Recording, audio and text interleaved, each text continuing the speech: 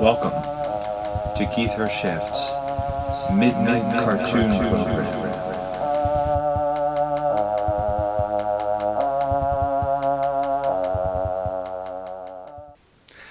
Hello, and welcome to my Midnight Drawing Program.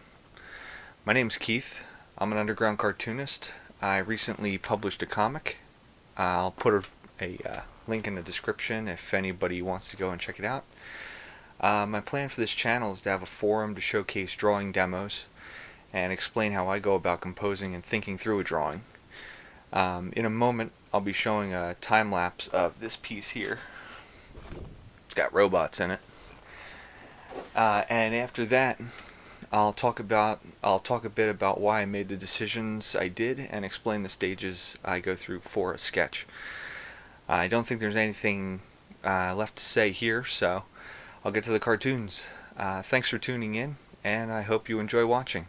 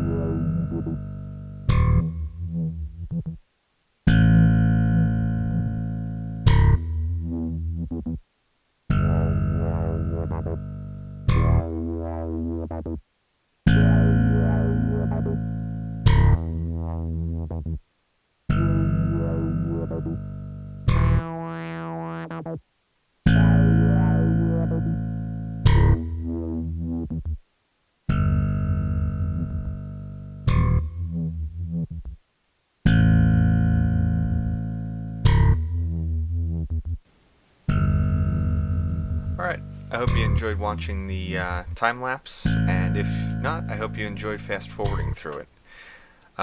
Here's the finished piece. Can't get it all in frame, but there you go. I'll make sure to post it someplace later.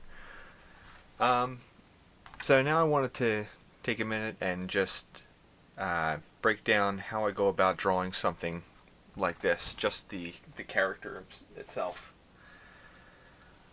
So the three main stages that I go through are going to be the gesture stage, the refinement stage, and then detail. The gesture is the rough part. Refinement is where you start adding structure to it. You start building up the joints and all that stuff, and then the detail stage, you don't want to jump immediately to that because you want to have a strong foundation before you get there. It helps you lay in the details more accurately, more believably. So starting with the gesture, the main things you want to look for are the movement, the pose. So think like acting.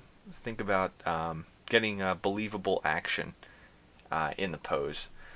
And I start thinking about, like, the weight of a character, the volume of a character, that sort of thing, and you want to try and create a nice silhouette so that the action is clear.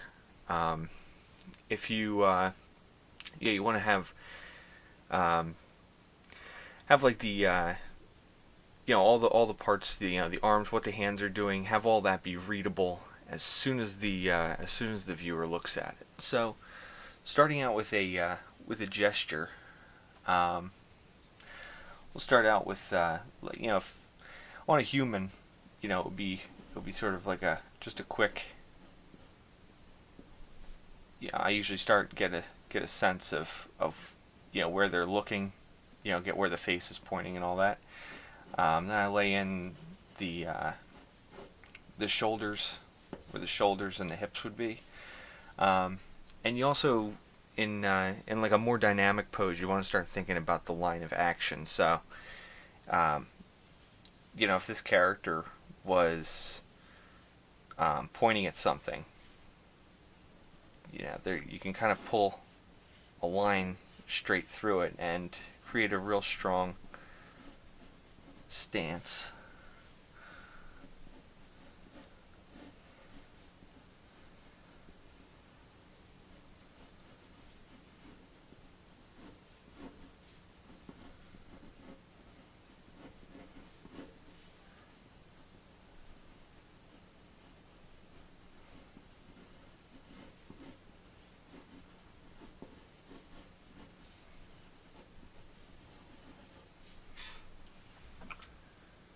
Just a real loose pose like that, just to kind of make it so the as soon as you look at it, you can tell what the action is.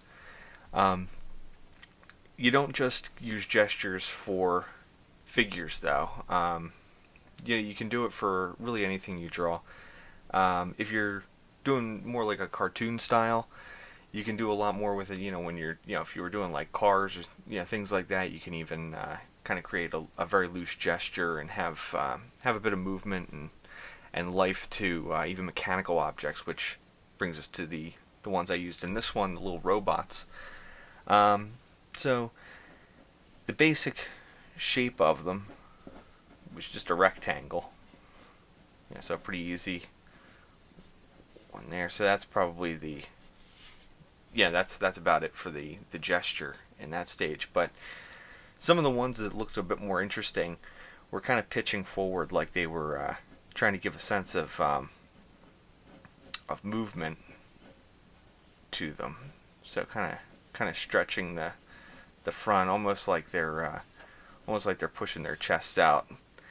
Even though they don't have chests, it's like a kind of mimics the look of a person running.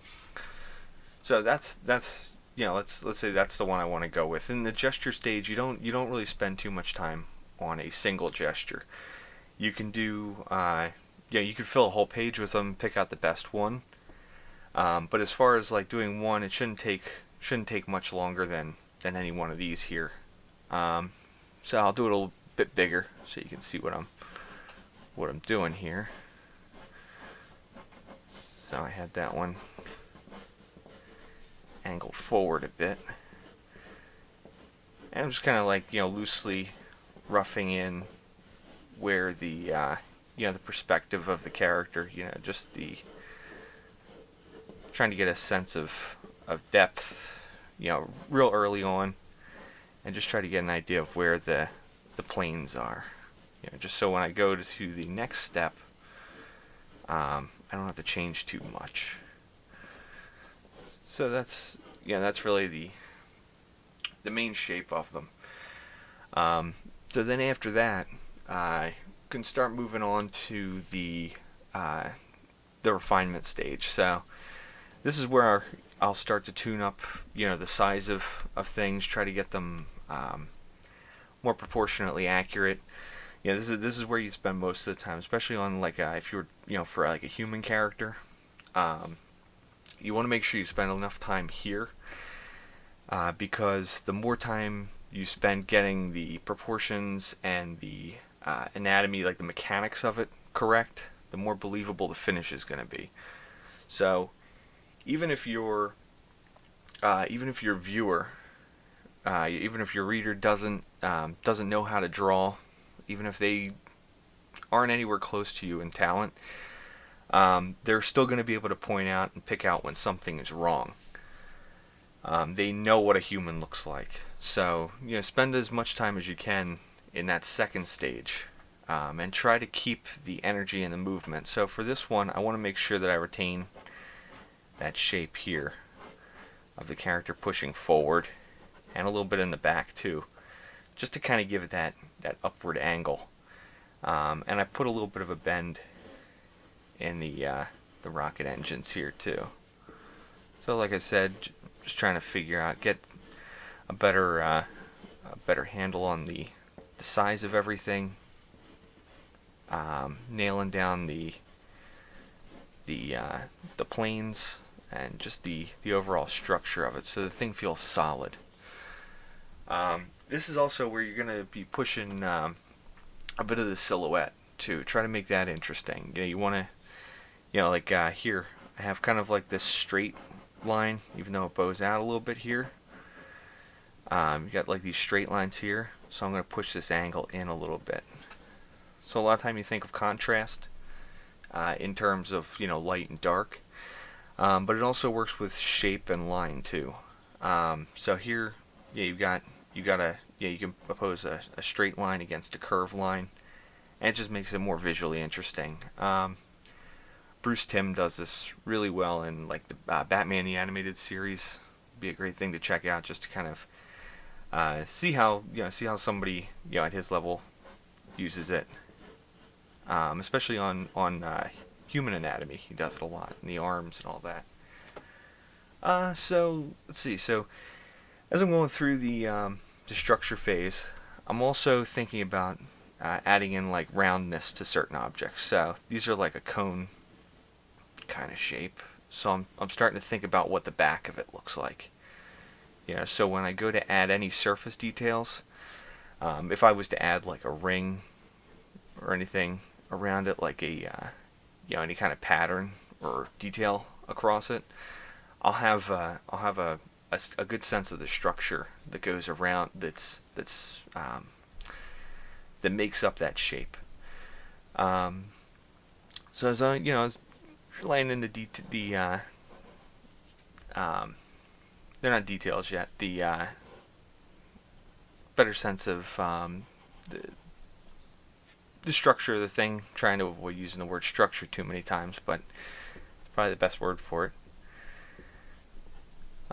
You just kind of start to figure out where everything goes and how it connects. So here, this is like the housing for the antenna on those little robots, but since it's an upward angle, you're seeing it from a point where this main body of the character is obscuring this little piece on top. So it attaches like that if we were to be looking through it. if we're thinking about it three-dimensionally, right, and it's open, it was like translucent, you could see the bottom of that shape right here. We're not drawing that, but you want to think about that when you're figuring out where these lines go, so that they feel like they're connecting to something in real space. And I'll just kind of go through and start to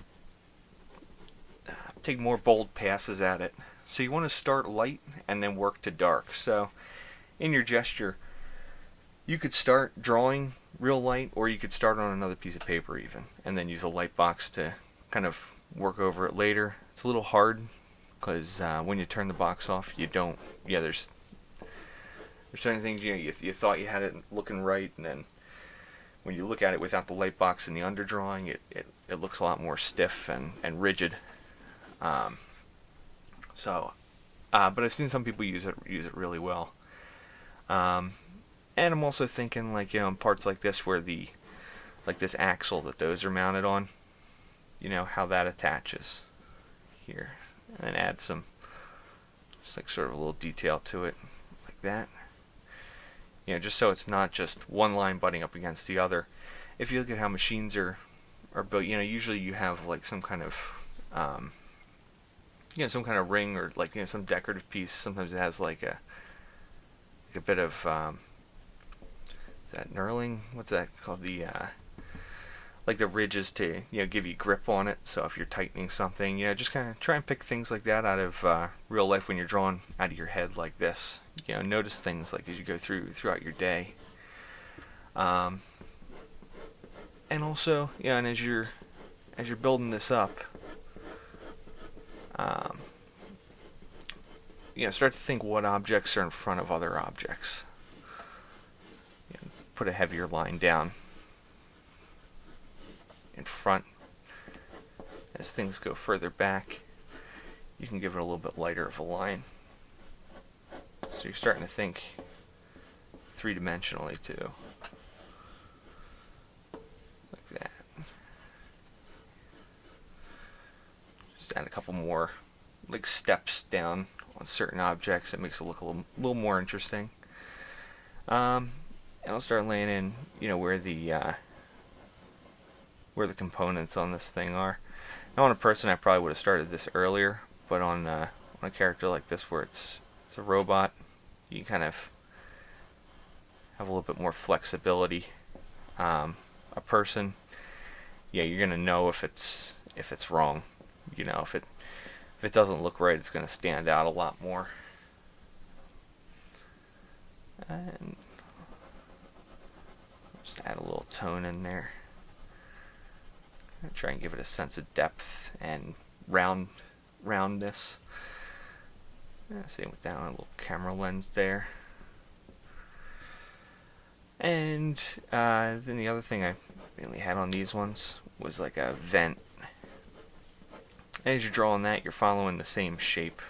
So here it kind of bends in. So you want to kind of follow that plane. Kind of give it like a frame here. Just add a little bit more thickness to it. And then start roughing in the light details here. Go real light.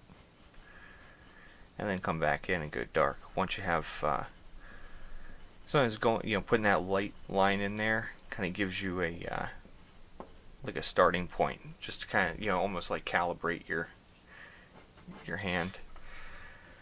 And then on I think I had this piece was dark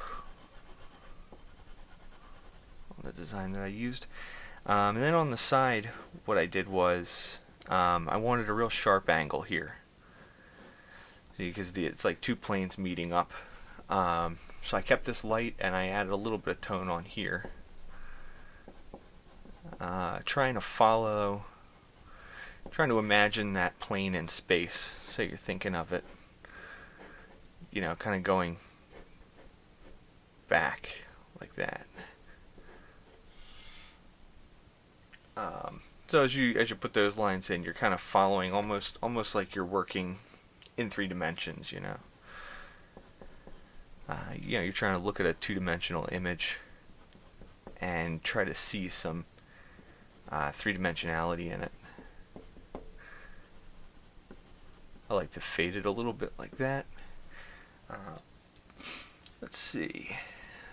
On the bottom, since I had this sort of as a more gradual transition from this plane to that plane, almost like a rounded edge here, I kept it, instead of having a light immediately transition to a dark,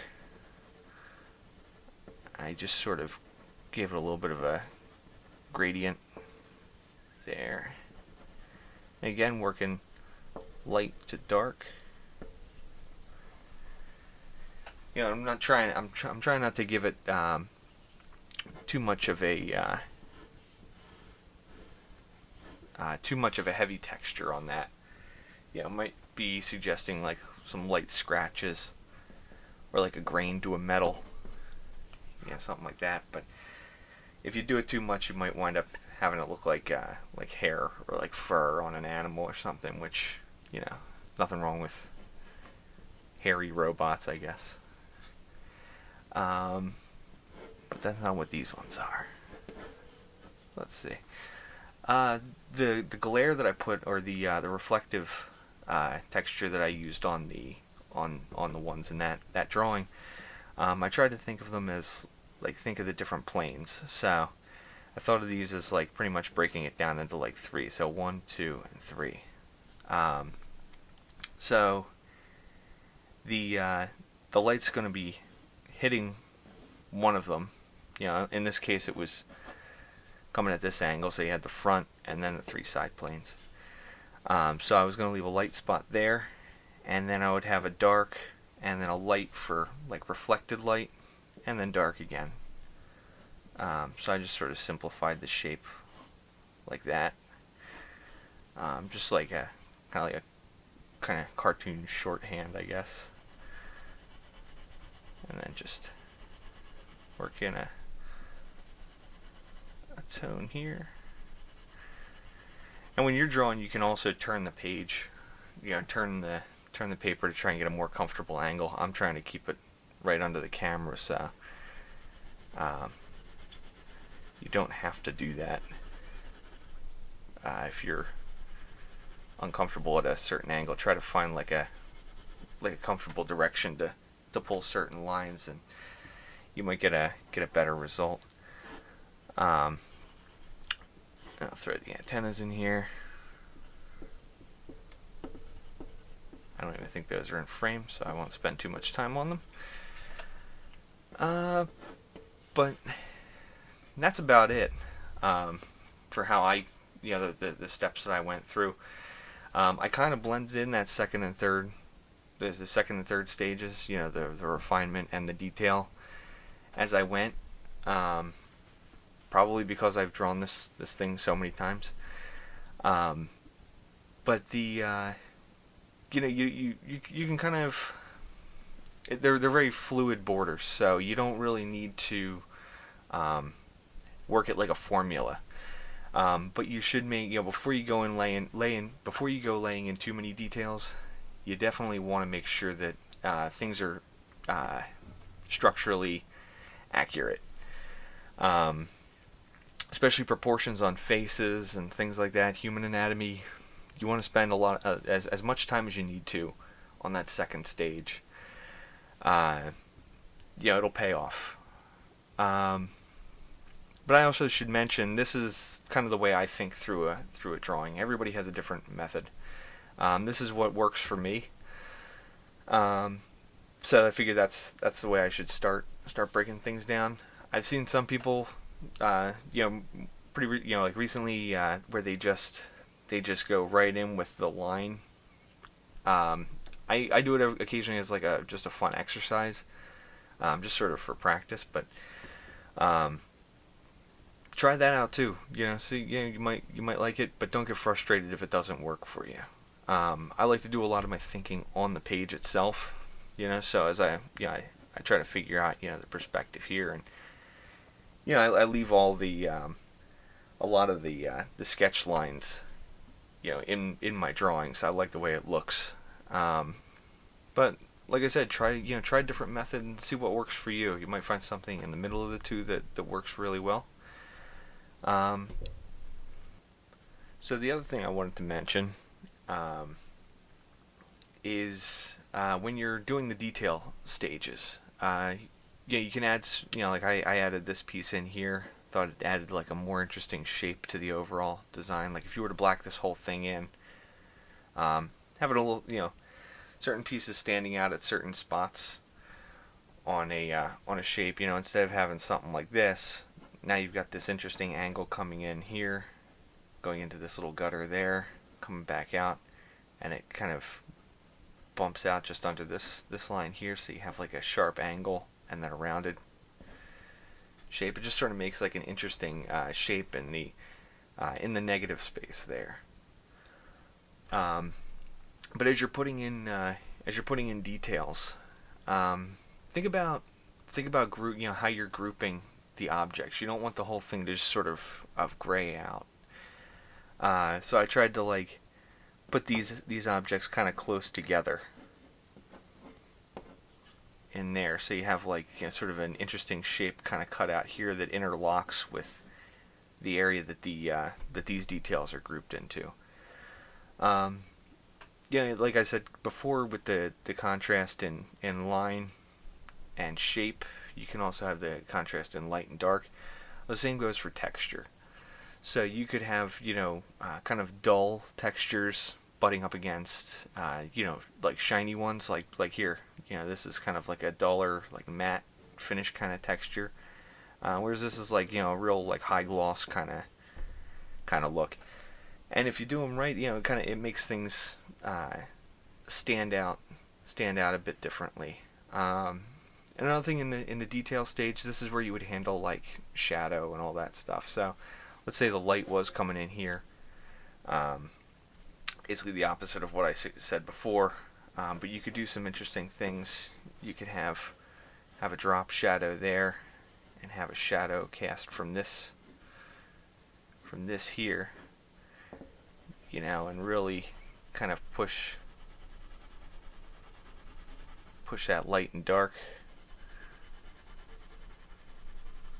A little bit higher contrast on certain things, and darken out the bottom a little bit here. Sort of disregarding the texture I was working on earlier, but we'll kind of give like another way to sort of to add a bit of depth to a drawing. Darken up the bottom. Try to make it look right. There you go.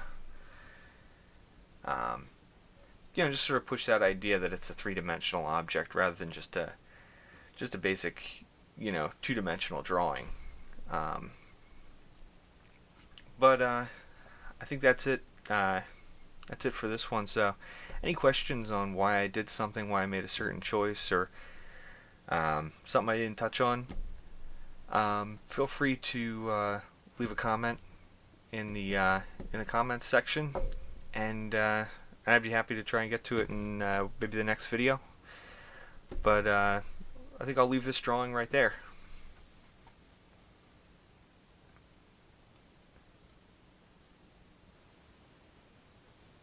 Well, that's the end of my first episode.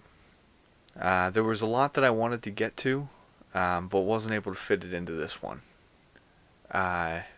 Makes me excited to get to the next one, though. Learning to draw is a long process, and it takes work. I've also learned that a lot of the skills involved are interdependent. You have to understand A before B makes any sense.